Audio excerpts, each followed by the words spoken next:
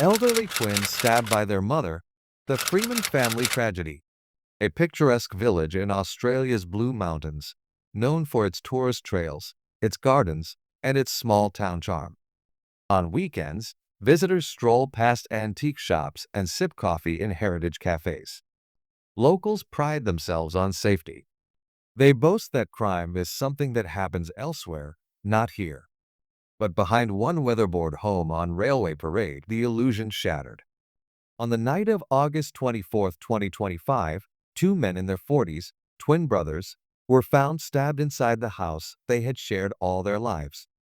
Their wounds were deep, deliberate. Blood was smeared on the floorboards.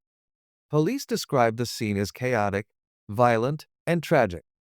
The alleged attacker was someone no one expected. Not a masked intruder. Not a random drifter. But their own mother, 67-year-old Deborah Freeman. From the outside, the Freemans looked like a quiet, private family. Deborah Freeman, neighbors recall, kept mostly to herself. A widow for decades, she lived simply, shopping at the same grocer, occasionally speaking to acquaintances on the street. Her twin sons, now middle-aged, were rarely seen without one another. Some locals thought they were strange, grown men, unmarried, still living at home. Others assumed it was necessity. Perhaps health conditions or economic hardship kept them close to their mother. Inside the Freeman household, routines ruled. Curtains drawn.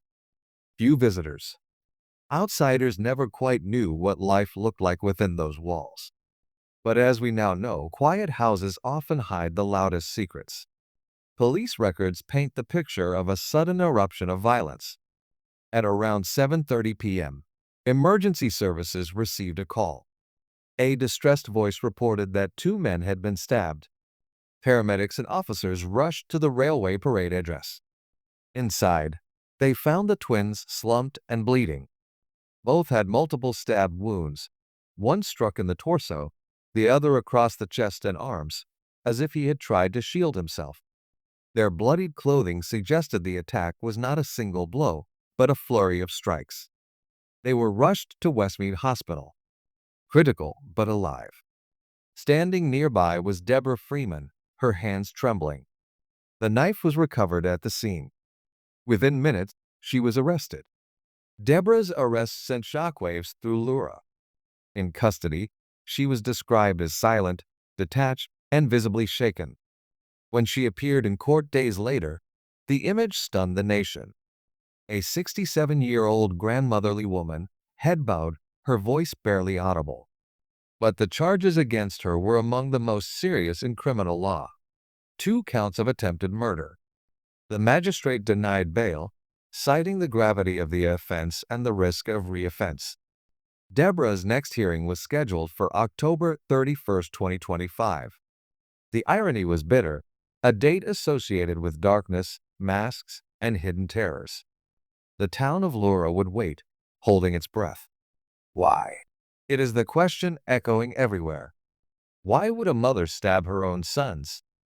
Possible motive swirl. Mental illness. Was Deborah suffering from undiagnosed psychosis, paranoia, or severe depression? Family tension. Neighbors whispered that the Freeman household was strained. Decades of shared living under one roof, with little privacy, can breed resentment. Caregiver burnout.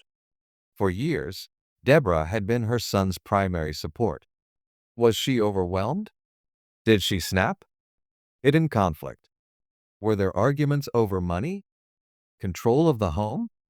Old wounds from the past?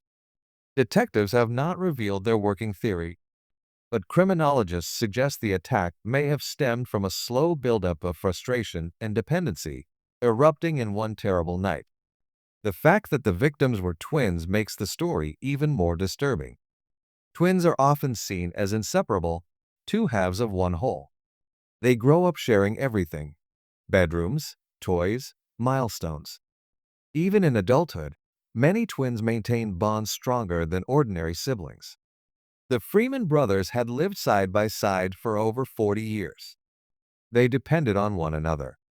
And by extension, they depended on their mother. To think that the same mother who once raised them, clothed them, and comforted them in childhood, turned a knife against them, cuts deeper than the wounds themselves. For the twins, survival is just the beginning. The real scar is psychological. How do you process the knowledge that your own mother wanted you dead? Laura is no stranger to visitors, but not this kind of attention.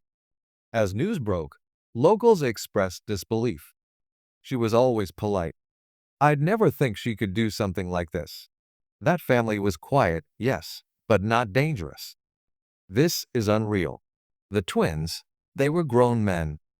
What could have possibly happened between them and their mom? Coffee shops buzzed with speculation. For a community that prided itself on safety, the Freeman house became a symbol of unease, proof that darkness could exist in plain sight. The crime fits into one of society's most taboo categories: filicide, the killing of one's own children. It is rare. It is unnatural. And it evokes horror unlike almost any other crime. Statistics show most filicides involve infants or young children. Adult child filicide, like in the Freeman case, is far less common. Experts argue it often reflects decades of unresolved dysfunction within a family. In court, prosecutors will ask, did Deborah intend to kill? Was this premeditated? Or was it the act of a mind collapsing under unbearable pressure? Psychologists studying cases like this point to several possible explanations. 1. Psychosis, a break from reality, often with delusions, can lead to violence against family. 2. Caregiver strain, decades of being responsible for dependent adult children can fuel resentment. 3. Control dynamics, some parents struggle when children remain dependent. What begins as care can become control, which can turn violent when challenged. 4.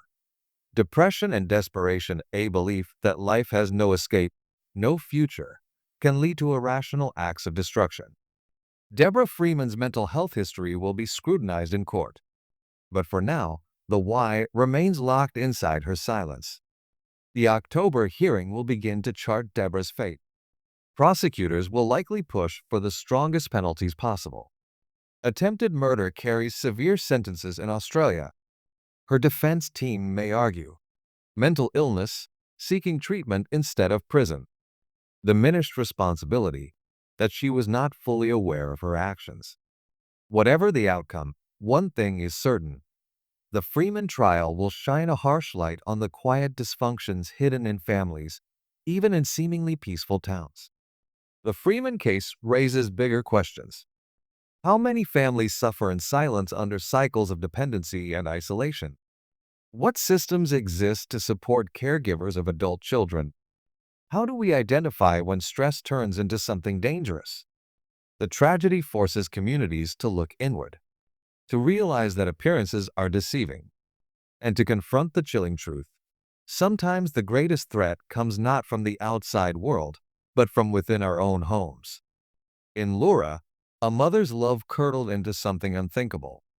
2 brothers nearly lost their lives at the hands of the woman who gave them life. And now, a town known for peace finds itself haunted by whispers of violence and betrayal. The Freeman twins survive. But survival is only the beginning. The deeper wounds of trust, of love, of family may never heal. And as the trial looms, one question hangs heavy. What truly happened inside that house on Railway Parade? Thank you for watching. If you found this story haunting, subscribe to True Crime Spectrum for more deep true crime stories where we explore the shadows others try to ignore.